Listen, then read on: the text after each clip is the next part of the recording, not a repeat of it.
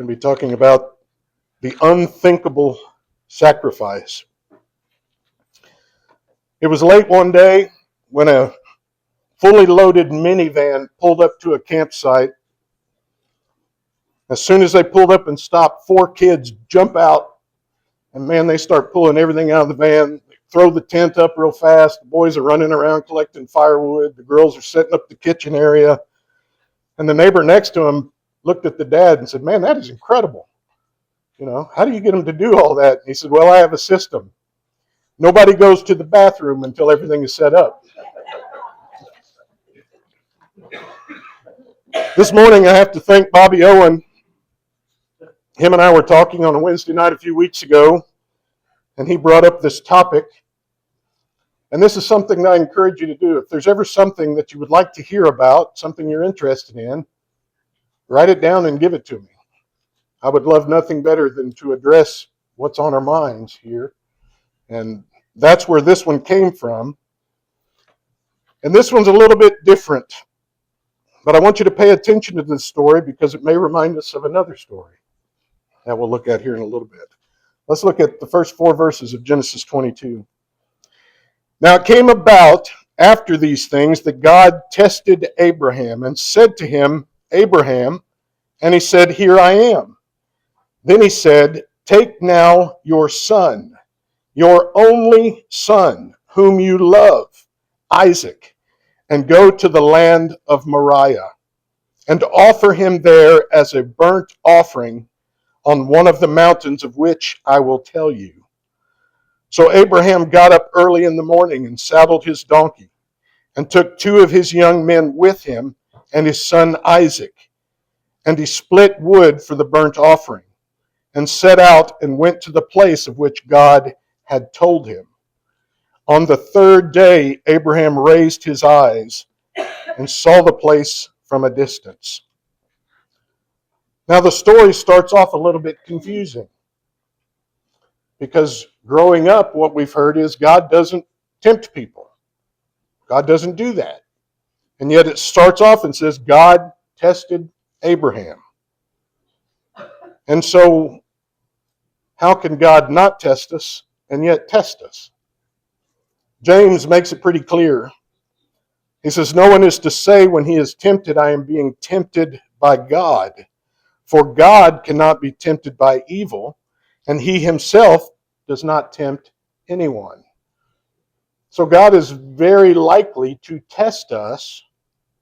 He is unlikely to use sinful means to do so. Since he can't sin, he's not going to use sin to try to test us in that way. He'll test us with strengths of faith, something that we have to prove and refine in order to strengthen that faith.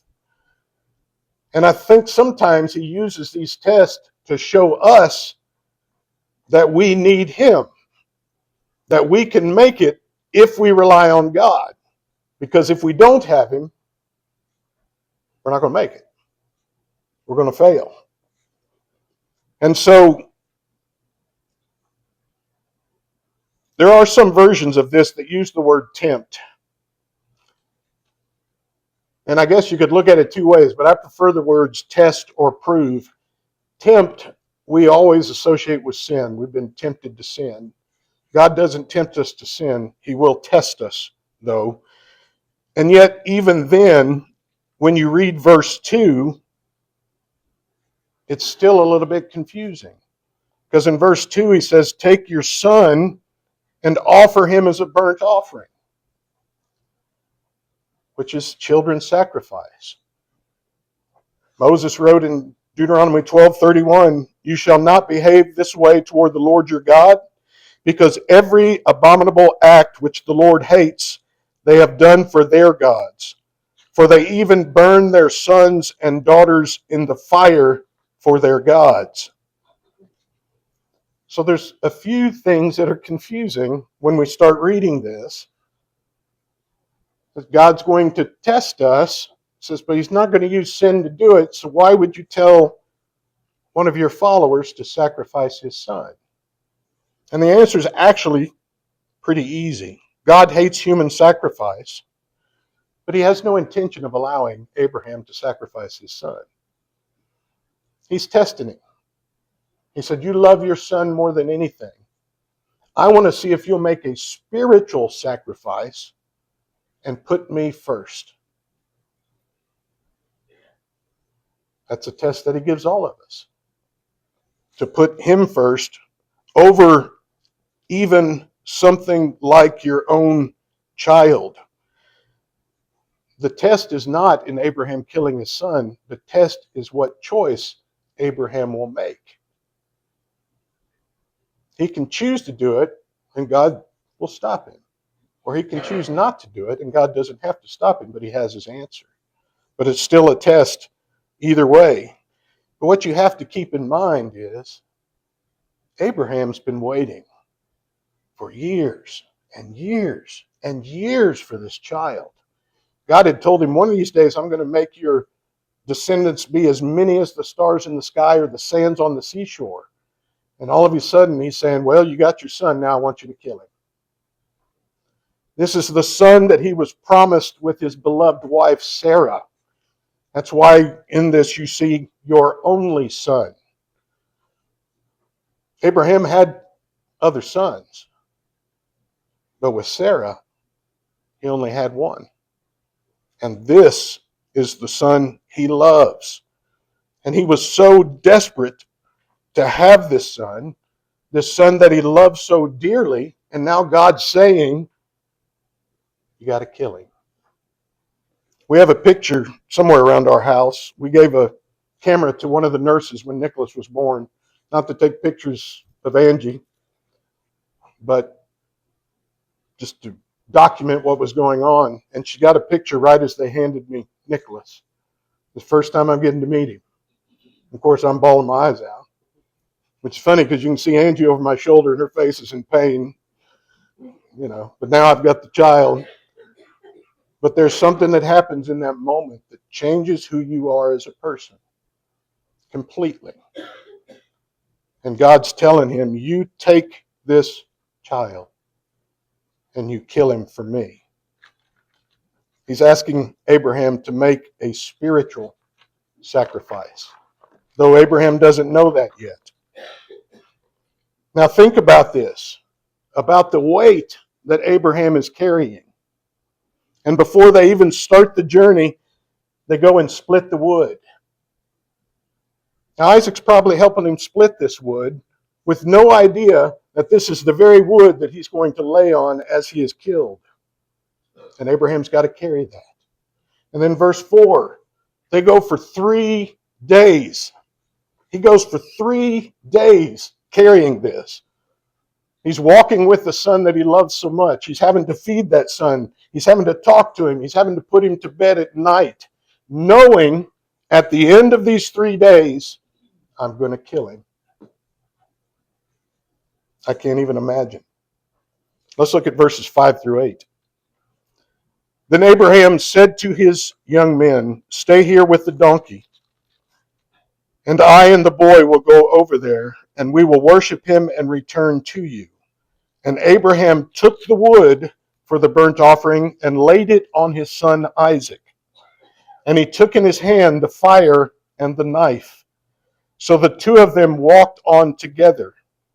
Isaac spoke to his father Abraham and said, my father? And he said, here I am, my son. And he said, look, the fire and the wood, but where is the lamb for the burnt offering? Abraham said, God will provide for himself the lamb for the burnt offering, my son. So the two of them walked on together. Can you imagine that walk up the mountain for Abraham? I imagine as each step he took, his heart was getting heavier and heavier. And then his son looks at him and says, well, Dad, where's the sacrifice? And in order to keep the fear out of his son for a little while, he says, it's okay, son, the Lord is going to provide. He's not lying, but he's sparing him the truth at that moment. We can't even picture ourselves being in this situation. I mean, if Nicholas had asked me a question like that, I wouldn't be able to get over the distress and the crying and the sympathy and the heartache that's going to be coming in to answer that question. And yet Abraham keeps going. But it only gets worse. Then they came to the place of which God had told him. And Abraham built the altar there and arranged the wood, and bound his son Isaac, and laid him on the altar on top of the wood. And Abraham reached out with his hand and took the knife to slaughter his son. They finally get to that place that Abraham's been dreading to get to, and then he has to build an altar. And guess who helps him build it? His son. He has to lay the wood on it, and guess who helps him lay the wood on it? His son. And then he takes ropes and he ties up his son. Now this is actually part of the burnt offering process. They would take a lamb and they would tie the right front leg to the back left leg, and then the opposite. And that's how they would tie them and lay them on the altar so that they wouldn't struggle. He's got to tie his son up just like he would a common animal. Now we have to give Isaac a pat for his bravery, because there's no indication here that he fights with his dad. He trusts his father. He loves his father. He allows himself to be tied up and placed upon this altar. But then Abraham picks up the knife. Now think about this knife for a minute. This knife has been used for sacrifice before. Once they would tie an animal and lay him on the altar, they would slit its throat because they had to collect some of the blood for some of the process of the sacrifice. He's picked that knife up. He's made that decision in his mind. I'm going to do this. Can you imagine for a minute? He has to get past the sadness and past the anguish. He has to get past everything within him that is screaming, stop! And he's still going. Because God asked him to do it. And Abraham decided to listen. His hands are in motion. The decision is made. Here we go. Then the story begins to turn around. But the angel of the Lord called to him from heaven and said, Abraham, Abraham. And he said, here I am. He said, do not reach out your hand against the boy, and do not do anything to him, for now I know that you fear God, since you have not withheld your son, your only son, from me. Then Abraham raised his eyes and looked, and behold, behind him was a ram caught in the thicket by its horns. And Abraham went and took the ram and offered it up as a burnt offering in the place of his son. And Abraham named that place, the Lord will provide. As it is said to this day, on the mountain of the Lord it will be provided. Can you imagine the relief that Abraham felt in that moment? All this buildup. He's already decided in his mind, here we go. And the angel says, whoa, stop. I imagine when Abraham got that ram, that was probably the most genuine sacrifice he'd ever made to God, because it wasn't his son. We can't even fathom the relief that went through him. In verse 12, he says, you have not withheld your son, your only son. This is said twice in Genesis 22. In the Bible, when things are said twice, it means you need to pay attention. The angel used the same way. He didn't say, hey, Abraham. He said, Abraham, Abraham. Listen, this is important. There's something that's extremely special about this story. It's one of the few in the Bible where you have this huge buildup of suspense, but then it turns out to be one of the happiest endings. Because that's not generally how life goes, right? We don't often get those happy endings, but here's one that turns out just the way we think it should. And yet this story mirrors another story that's in the Bible, one that comes in the New Testament. In Matthew chapter 3, Mark chapter 1, Luke chapter 3, We see the baptism of Jesus, and God says at that time, "This is my Son, whom I love. In him I am well pleased." Jesus said in John 3:16, "For God so loved the world that he gave his only Son, that whosoever believes in him will not perish, but have eternal life." Here is another son who was miraculously conceived. Isaac was born to a woman who was almost 100 years old. It was a miracle. Jesus was born to a girl who was still a virgin. It was a miracle. You don't see that often. Each event has a 3-day timeline. The timeline of travel for Abraham and Isaac, the time in the tomb for Jesus. Here is another father who deeply, deeply loves his son. This is another son who is taken to Moriah. Now, there is a Mount Moriah, but the mountains that are close to Jerusalem there are all called Moriah. Mount Zion is part of Mount Moriah. The Temple Mount is part of Mount Moriah. And Golgotha is a part of Mount Moriah. Two sons that were taken to a place to be sacrificed. Another son who had to carry the wood for his sacrifice up the mountain. Isaac carried the wood on his back. Jesus carried the cross on his. Another son who questions his father about the sacrifice. Isaac said, "Where is it?" And Jesus said, "If it's in your will, take this away from me. But not my will, but yours be done." Two sons who are questioning. Two sons who willingly submit themselves to their father. Who love and trust their fathers enough to say, "I'm going to listen to what you do, no matter what it costs me." Two sons. Another son who was laid upon the wood and bound. Isaac on the altar, Jesus on the cross. And another father who made the actual choice to sacrifice his son. Abraham had made the choice. And this is another moment that God will provide. Here's the big difference. God did not save his son from the sacrifice. He asked it of Abraham, never intending to let him do it. He gave Abraham a sacrificial ram instead of having to sacrifice his son. He gave us his son as a sacrificial lamb. That's part of the story I find the most fascinating.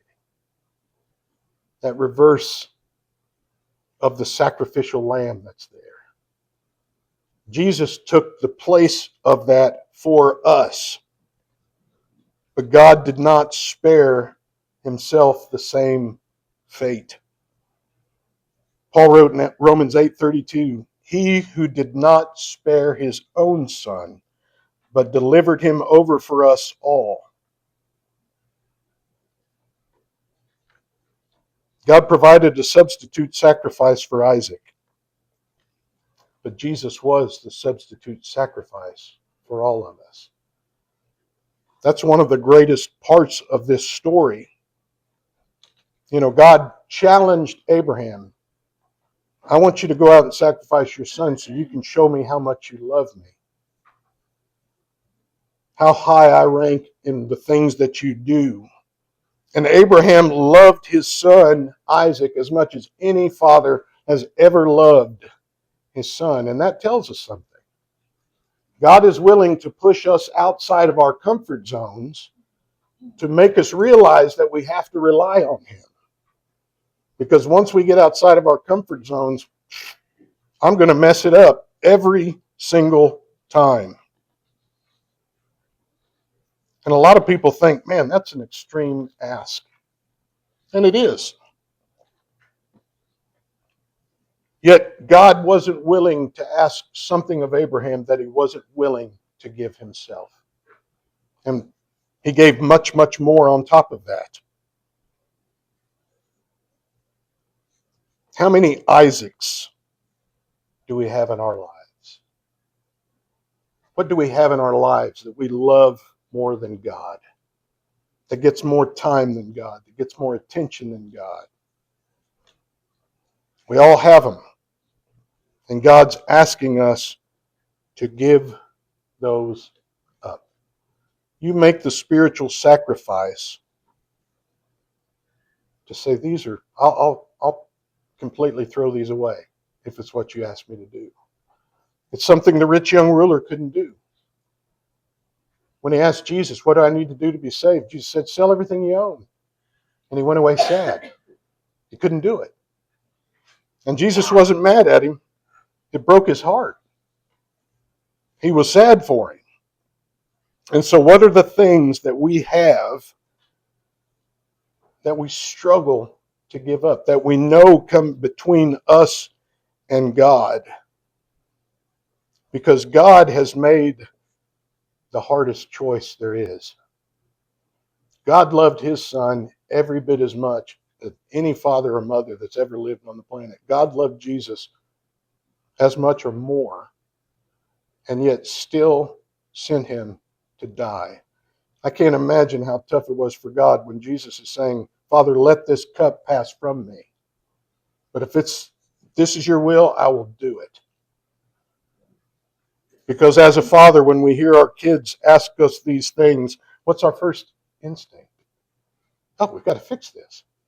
We've got to make this right. And I don't know how many fathers could have made the choice that Abraham made. So what is in your life that needs to be sacrificed? And can you sacrifice it? It's one thing to identify it.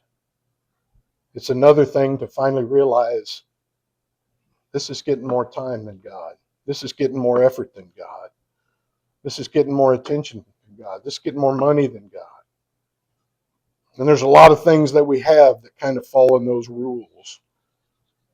But can we give to God that which we love the most?